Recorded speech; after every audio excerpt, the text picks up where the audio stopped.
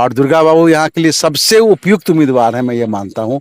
ये एक बार के विधायक हैं और इनकी छवि बहुत अच्छी है।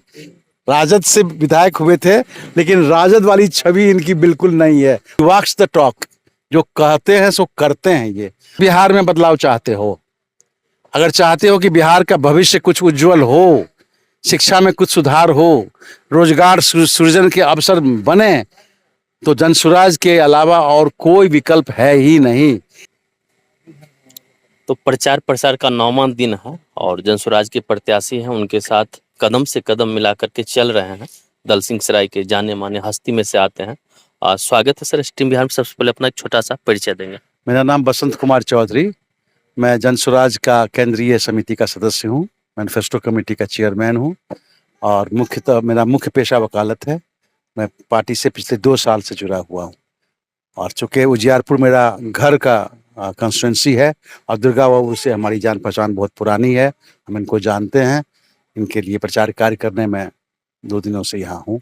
जनसुराज के बहुत सारे प्रत्याशी थे जिनका नाम आ रहा था, उसमें कहीं ना कहीं एक आपका भी नाम आगे चल रहा था, लेकिन आपको प्रत्याशी नहीं बना करके इनको बनाया गया। क्या कुछ कहेंगे इनके लिए? हम तो कभी आवेदक भी नहीं थे, मेरा घर का कंस्टिट्यूंसी जरूर है, लेकिन हमारा उतना संपर्क लोगों से नहीं रहा है जितना दुर्गा बाबू का संपर्क था। और दुर्गा बाबू को हम कहते थे लड़ने के लिए, ये कहते थे हमको लड़ने के लिए, कि मैं कभी आवेदक यहाँ से बना नहीं। और दुर्गा बाबू यहाँ के लिए सबसे उपयुक्त उम्मीदवार है, मैं ये मानता हूँ। ये एक बार के विधायक हैं और इनकी छवि बहुत अच्छी है। राजद से विधायक हुए थे, लेकिन राजद वाली छवि इनकी बिल्कुल नहीं है, माफ कीजिएगा ये कहने में। और ये सामाजिक समरसता में विश्वास ही नहीं करते हैं। ही वॉक्स द टॉक, जो कहते हैं सो करते हैं ये।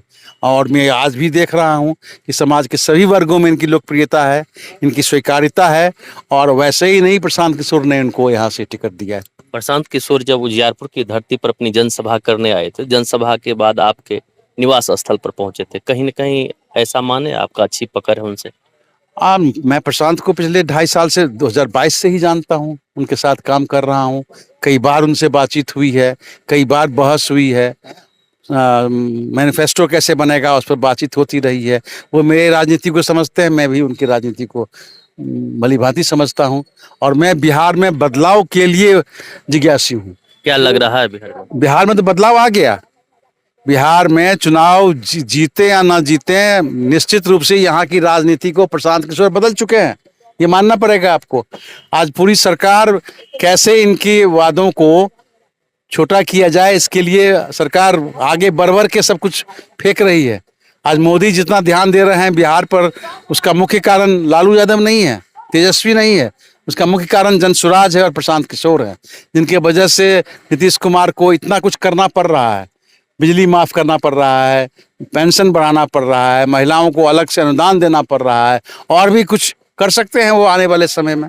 और तेजस्वी यादव को 2.5 करोड़ नौकरी का वादा करना पड़ा, जो बिल्कुल झूठा है, ऐसा हो ही नहीं सकता है।